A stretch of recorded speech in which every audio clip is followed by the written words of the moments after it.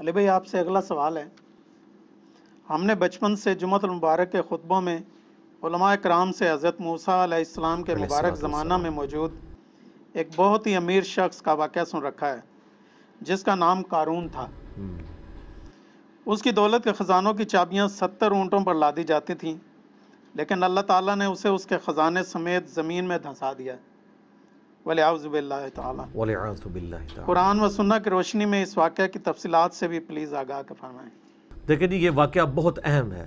قرآن حکیم میں چند عبرت آموز جو واقعات ہیں ان میں سے ایک واقعہ قارون کا بھی ہے۔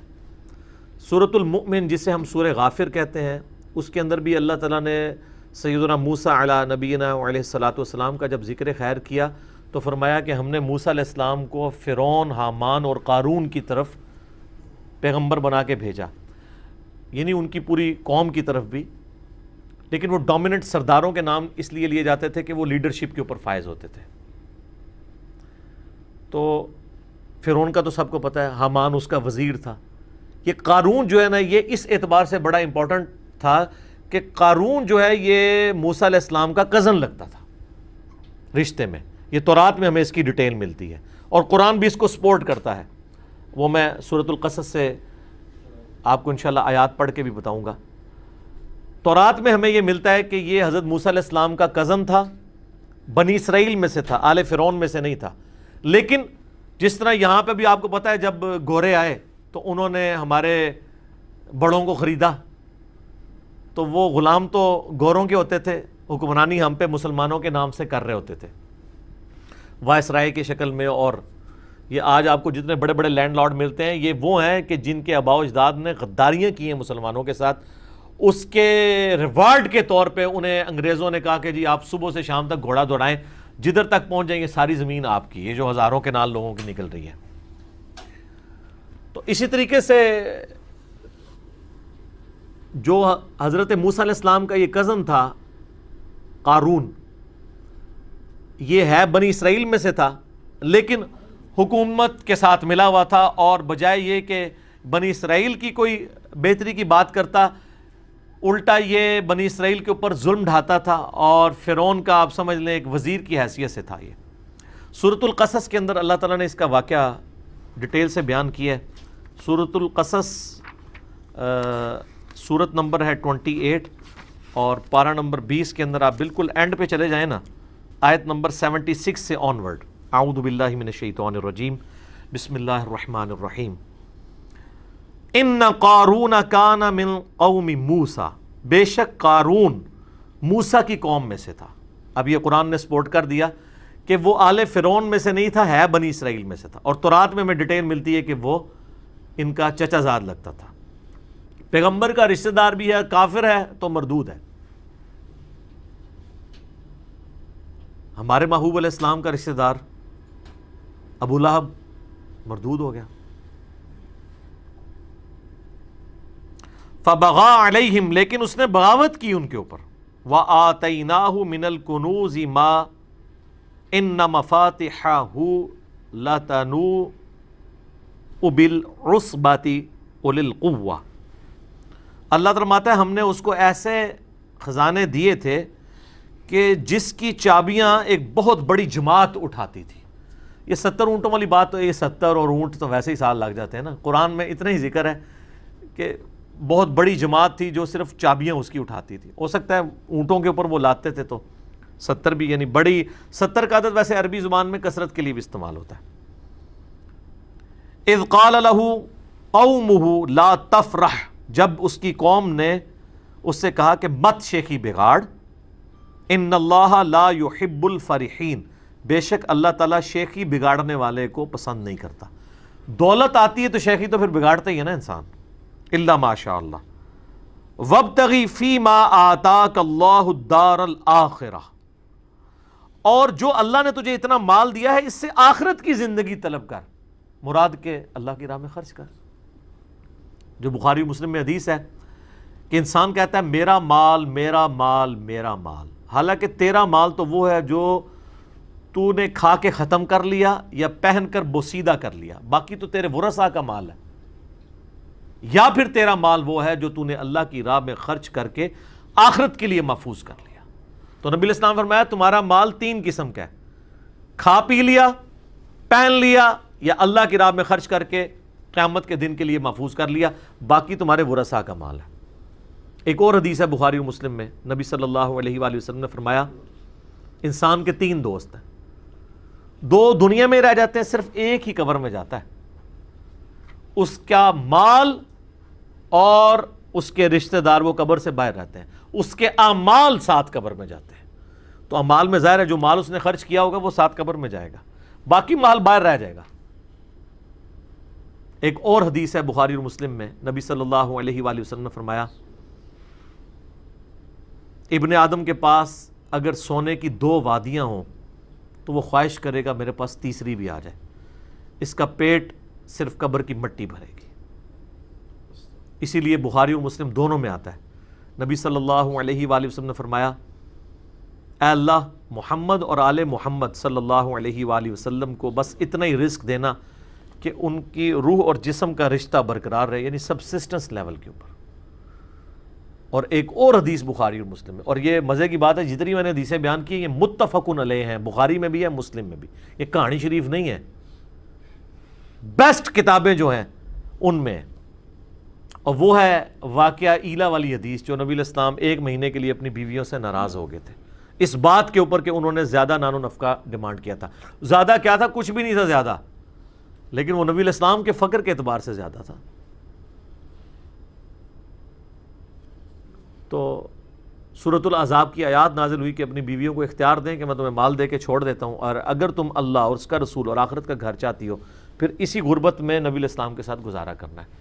پھر حضور نے ایک ایک بیوی کو آ کے آفر دی, سب نے اللہ اور اس کے رسول کو چوز کیا الحمدللہ.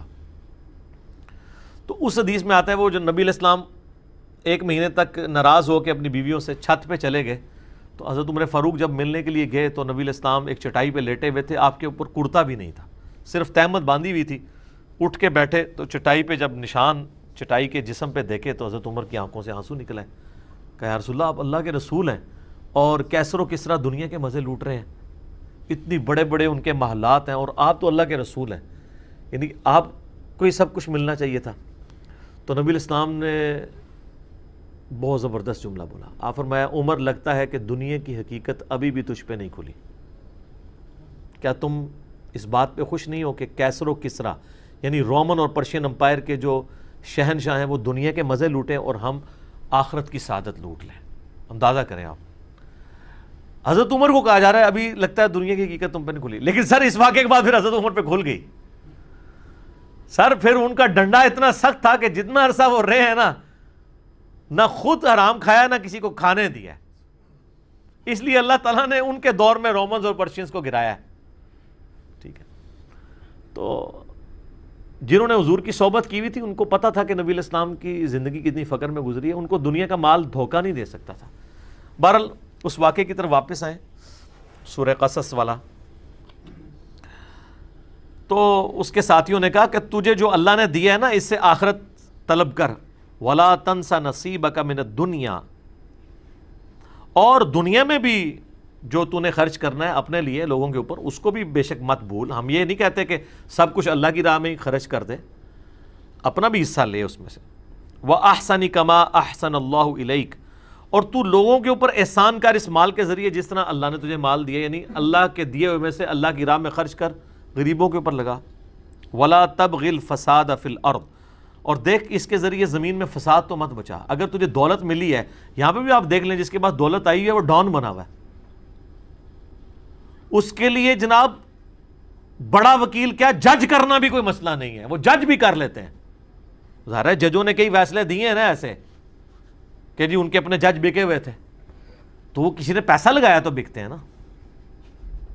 ان اللہ لا يحب المفسدین, بے شک اللہ تعالیٰ زمین میں جو فساد کرنے والے ہیں نا ان کو پسند نہیں کرتا. اب اتنی زیادہ نصیحت سننے کے بعد دماغ کا خمار دیکھیں کہ قارون جواب میں کیا کہتا ہے. قال انما اوتیتہ علی علم عندی, وہ کہنے لگا یہ جو کچھ مجھے حاصل ہوا ہے یہ تو میرا کمال ہے, یہ میرے علم کی بدولت ہوا ہے, میرے پاس جو ہنر ہے, میں بڑا یعنی ہوشیار آدمی ہوں, میں نے بڑی چلاکی کے ساتھ بڑے صحیح ٹائم پہ انویسٹمنٹ کر کے جناب فلانی جگہ پلاٹ لے لے اسی تھے, آج جناب میرے احساسیں اتنے ہوئے ہیں. آج کل ٹی وی پہ آپ سوشل میڈیا پہ دیکھ رہے ہیں نا, بڑے بڑے شریف لوگوں کے احساسیں ڈسکس ہو رہے ہیں, جو دنیا کو یہ بھاشن دیا کرتے تھے کہ فلاں حرام خور ہے, فلاں کی جداد اتنے گناہ ہوگی, اپنی جدادیں آئی ہیں. اور جو لوگوں کہتے تھے ان کی تلاشیاں لو, اب یہ بھی اپنی تلاشیاں دیں نا, ٹھیک ہے, نام لیے بغیر. تو جو لوگوں سے تلاشی مانگتا ہے اس کو اپنی تلاشی دیتے ہوئے کوئی غصہ نہیں کھانا چاہیے. اس کو کہنا چاہیے جناب یہ میرا منی ٹریل ہے, یہ دیکھیں جناب, اس کی بجائے یہ کہنا شروع کر دے نہیں اس نے بھی دیکھو. یہ وہی ہے کہ پتر تو کیوں فیل ہویا, ابا جی تھوڑے دوست دا منڈا بھی فیل ہو گیا ہے. بھئی اگر ابا جی کے دوست کا بیٹا فیل ہوا ہے تو اس کی وجہ سے تیرا فیل ہونا جسٹیفائی نہیں بیٹا, ٹھیک ہے, یہ کوئی جسٹیفیکیشن نہیں ہے. بہرحال وہ کہنے لگا میرے پاس علم ہے خاص جس کی وجہ سے میں نے, اسی لیے ہمیں دعا سکھائی گئی ہے. سنن ابن ماجہ میں حدیث ہے نا کہ فجر کے بعد نبی علیہ السلام کیا دعا کرتے تھے, اللہم انی اسألک علما نافعا ورزقا طیبا وعملا متقبلا. میں ایسا علم تجھ سے مانگتا ہوں جو نفع مانگتا ہوں, اور رزق مانگتا ہوں جو پاکیزہ ہو, اور عمل ایسا مانگتا ہوں جو تیری بارگاہ میں قبول بھی ہو, ریاکاری کی نظر نہ ہو جائے. کتنی پیاری دعا ہے. علم نفع والا, نقصان والا نہ ہو. علم دین بھی نقصان بن سکتا ہے اگر آپ اس کو بیچنا شروع کر دیں, اور عمل بھی, نیک عمل بھی آپ کے لیے نقصان کا باعث بن سکتا ہے اگر اس کے اندر ریاکاری آ گئی, دکھلاوا آ گیا. یہ تو پھر لادہ سے ایک ٹاپک ہے. اللہ تعالیٰ فرماتا ہے اولم یعلم ان اللہ قد اہلک من قبلہ من القرون, کیا قارون نے یہ نہیں دیکھا تھا کہ بے شک اللہ تعالیٰ نے اس سے پہلے بھی کئی قومیں ہلاک کر دیں. من ہوا اشد منہ قوتا واکثر جمعا, جو اپنی قوت اور مال جمع کرنے کے اعتبار سے قارون سے بھی زیادہ مال تھا ان کے پاس. اللہ تو وہ ہے جس نے ان کو بھی ہلاک کر دیا تھا, تو یہ قارون کو اپنے جو مال کے اوپر اتنا بڑا زوم ہے یہ کس بنیاد پہ تھا. ولا يسأل عن ذنوبهم المجرمون, اور جو مجرم ہیں ان سے ان کے گناہوں کے بارے میں نہیں پوچھا جائے گا. یہ نہیں پوچھا جائے گا, یہ لٹریچر کی زبان میں بات ہو رہی ہے کہ اللہ تعالیٰ کو پوچھنے کی ضرورت نہیں ہے, اس کو پتہ ہے کہ انہوں نے کیا کرتوت کی ہیں. یعنی جب عذاب آئے گا تو پھر نہیں پوچھا جائے گا کہ حضرت صاحب عذاب لے آئیے توڑے, بغیر پوچھے اٹھا کے تو اللہ تعالیٰ ان کو تباہ و برباد کر دے گا. اور یہی قارون کے ساتھ ہوا ہے جناب. سنیں, یہ بھی ڈراپ سین آ رہا ہے اس کا. فخرج علی قومہ فی زینتہ, تو ایک دن وہ بڑی زینت کے ساتھ, آج کے دور میں آپ کہہ لیں کہ جی بڑی مہنگی گاڑی کے اندر بڑے مہنگی گھڑی پہنے ہوئے اور بڑے مہنگے جوتے اور کپڑے پہنے ہوئے نکلا. قال الذین یریدون الحیات الدنیا, تو وہ لوگ جو دنیا کی زندگی کے طلبگار تھے وہ کہنے لگے یا لیت لنا مثل ما اوتی قارون, کاش ہمیں بھی اتنا مال ملتا جو اللہ نے قارون کو دیا. یہاں پہ بھی آپ دیکھ لیں نا, کسی کی فلم بھی کامیاب ہونا وہ کہتا ہے اللہ کا فضل ہے. جس نے حرام خوری سے بہت زیادہ پلاٹ بنا لیے وہ بھی کہتے ہیں جی اللہ کا فضل ہے, تھوڑے سے مال میں اللہ نے برکت دی ہے جی, میں تو کچھ بھی نہیں سا وہ فضل ہے. تو ڈیپ ڈک کرو تو پھر تمہیں پتہ لگے کتنے کتنے کام پائے نے اتنے تک پہنچنے واسطے. بعض لوگ ناراض ہوئے ہیں, میں نے یہ جو دعویٰ کیا تھا نا کہ جو بھی ارب پتی ہے نا میرے بھائی, کہیں نہ کہیں اس نے ڈنڈی ماری ہے. رزق کے حلال رزق کے اوپر کوئی شخص اتنا اوپر نہیں کبھی جا سکتا, کہیں نہ کہیں اس نے کمپرومائز کیا ہے اصولوں کے اوپر. تو اس کے نا جواب میں کئی لوگوں نے نیچے کومنٹس کیے کہ علی بھائی اس کا مطلب ہے آپ یہ کہہ رہے ہیں کہ حضرت عثمان نے بھی کیا ہے. یہ یار بات کر رہے ہیں تواڈے بابیاں دی, تسی پہنچ گئے ہو خلفائے راشدین ہوتے, ٹھیک ہے, ہم تو آپ کی بات کر رہے ہیں. ان کی تو سند نازل ہوئی ہے قرآن و سنت میں, اور دوسرا ان کے پاس وہ مال نہیں تھا جو آپ کے پاس مال ہے. خلفائے راشدین کا تو سارا مال جمع کریں تو ایک ایک پراپرٹی ڈیلر کے پاس اس سے زیادہ مال موجود ہے. تو ان کی مثال آپ لوگ کیوں دیتے ہیں؟ آپ اپنی بات کریں کہ آپ نے کہیں نہ کہیں جو ہے وہ لوگوں سے ناجائز زمینیں ہتھیا کے اپنے مال کو ڈبل کیا ہے, کہیں پہ سودی قرضے لیے ہیں, کہیں بدماشی سے ہتھیایا, کہیں پہ فائلوں کو پہیے لگائے ہیں. وہ تو خود بول کے لوگ کہتے ہیں. تو کہنے لگے کاش جو قارون کو دیا گیا نا اس طرح کا فضل ہمارے پہ بھی ہوتا. انہو لذو حظ عظیم, یہ تو بڑا قسمت کا دھنی ہے, اللہ نے اس کو اتنا دیا, اللہ نے دیتا ہے نا جی. تو ہم تکلیف ہے سانو نہیں تکلیف, جہدے کول ہے نا انہوں ہی تکلیف کٹنی پینی آخرت وچ. وقال الذین اوتوا العلم، اللہ تعالیٰ فرماتا ہے جو علم والے تھے نا، یہاں اب آپ کو پتہ چلا ہے کہ دولت کے اوپر لگام علم کی ہونا پھر انسان صحیح رہتا ہے۔ اللہ تعالیٰ فرماتا ہے جن کو اللہ نے علم دیا تھا نا، جب انہوں نے ان کی بات سنی نا کہ یہ بڑا خوش نصیب، انہوں نے کہا وَيْلَكُمْ ثواب اللہ خیر لمن آمن وعمل صالحا، ان کا تمہاری خرابی ہو، اللہ کے حضور جو اجر ہے وہ اس سے بہتر ہے ان لوگوں کے لیے جو ایمان لائے اور نیک اعمال کیے۔ وَلَا يُلَقَّاهَا إِلَّا الصَّابِرُونَ، لیکن اس کو وہی لوگ حاصل کر پائیں گے جو صبر کرنے والے ہیں۔ ایک یہ معنی ہے، اور دوسرا معنی یہ ہے کہ اس حقیقت تک وہ لوگ پہنچیں گے، اس علمی حقیقت تک کہ یار اصل زندگی تو آخرت کی زندگی ہے، جو صبر کرنے والے ہیں۔ دونوں معنی بیک وقت درست ہیں۔ دنیا تو ساری صبر پہ چل رہی ہے نا جی، پورے کا پورا دین، پوری کی پوری زندگی صبر ہے۔ تین چیزوں پہ آپ نے صبر کرنا ہے۔ اللہ کی طرف سے شریعت کی پابندی جو ہے نا، اس پہ صبر کرنا ہے۔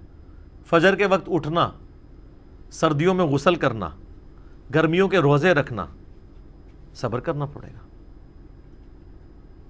دوسرا صبر ہے حرام خوری سے بچنا، حرام کاموں سے بچنا، نگاہوں کی حفاظت کرنے کے لیے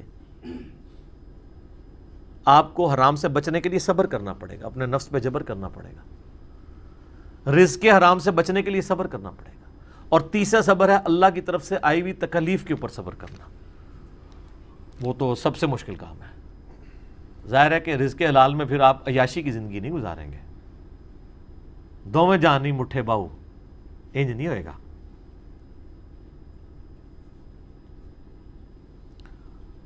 فَخَسَفْنَا بِهِ وَبِدَارِهِ الْأَرْضِ، تو اللہ تعالیٰ ہمارا ہم نے اس کو اس کے محل سمیت، خزانے سمیت زمین میں دھسا دیا۔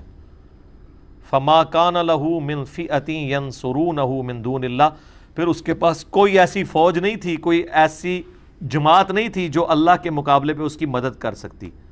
وَمَا كَانَ مِنَ الْمُنْتَصِرِينَ، اور نہ ہی وہ بدلہ لے سکتا تھا کوئی اللہ تعالیٰ سے اس کے اس معاملے میں۔ سر وہ 30ویں پارے کے اینڈ میں بھی آیا نا، اللہ فرماتا ہے ہم نے قوم سمود کو تباہ کر دیا، وَلَا يَخَافُ عُقْبَاهَا، اور ہمیں کوئی ڈر نہیں ہے اگر ہم نے کسی کو برباد کر دیا کہ کوئی آگے ہم سے بدلہ لے لے گا، کیونکہ ہم جس کو کر گزرے تو ہم سے تو کوئی نہیں پوچھ سکتا۔ یہ وہی چیز ہے، اللہ تعالیٰ ہمارا کوئی اس کی مدد نہیں کر سکی جماعت۔ اب آگے دیکھیں کیا ہوا، وَأَصْبَحَ الَّذِينَ تَمَنَّوْا مَكَانَهُ بِالْأَمْسِ، وہ لوگ جو کل تک یہ تمنا کر رہے تھے کہ یار ساڈے کول بھی قارون جتنا مال ہوتا، اللہ تعالیٰ فرماتا ہے اگلے دن کیا ہوا، یقولون وَيْكَ أَنَّ اللَّهَ يَبْسُطُ الرِّزْقَ لِمَن يَشَاءُ مِنْ عِبَادِهِ وَيَقْدِرُ، وہ کہنے لگے ہائے افسوس، بھئی اللہ ہی ہے جس کے لیے چاہے رزق کو کشادہ کر دے اور جس کے لیے چاہے رزق کو تنگ کر دے۔ لولا امن اللہ علینا، اگر ہم پہ اللہ کا فضل نہ ہوتا، لخسف بنا، تو ہم بھی زمین میں دسا دیے جاتے۔ وہ لوگ جو کل کہہ رہے تھے ہمیں بھی اس نے کی دولت میں، شکر ہے جناب اسی دی زمین میں دسا دیے گئے۔ ایک دن بعد ہی رزلٹ جب سامنے آیا نا، سر یہی ہونا ہے جو مولا علی کا قول ہے کہ انسان سویا ہوا ہے، جیسے ہی مرے گا جاگ جائے گا۔ او یہ کیا ہوا، یہ دنیا میں اللہ نے ان کو جگایا۔ ایک دن پہلے کہہ رہے تھے ہمیں بھی قارون جیسی دولت ملے، اور اگلے دن کیا کہہ رہے ہیں، شکر ہے یار اسی غریب ہی چنگے ہیں۔ یہ تو مارا گیا اپنی دولت سمیت، وہ دولت تو اس کو بچا سکی نہیں۔ وَيْكَأَنَّهُ لَا يُفْلِحُ الْكَافِرُونَ، ہائے افسوس کبھی بھی ناشکرے لوگ کامیاب نہیں ہو سکتے۔ یہاں کفر سے مراد ناشکرے لوگ ہیں، ناشکری ہے نا، اللہ نے رزق دیا تھا، اللہ نے نعمتیں دی تھی، آپ نے اللہ کی راہ میں خرچ نہیں کی، اپنی عیاشیوں کے اوپر خرچ کی ہیں، تو یہ ناشکری ہے۔ یہ اذانیں شروع ہو جاتی ہیں انشاءاللہ، بقیہ کے سوالات اذان کے وقفے کے بعد انشاءاللہ۔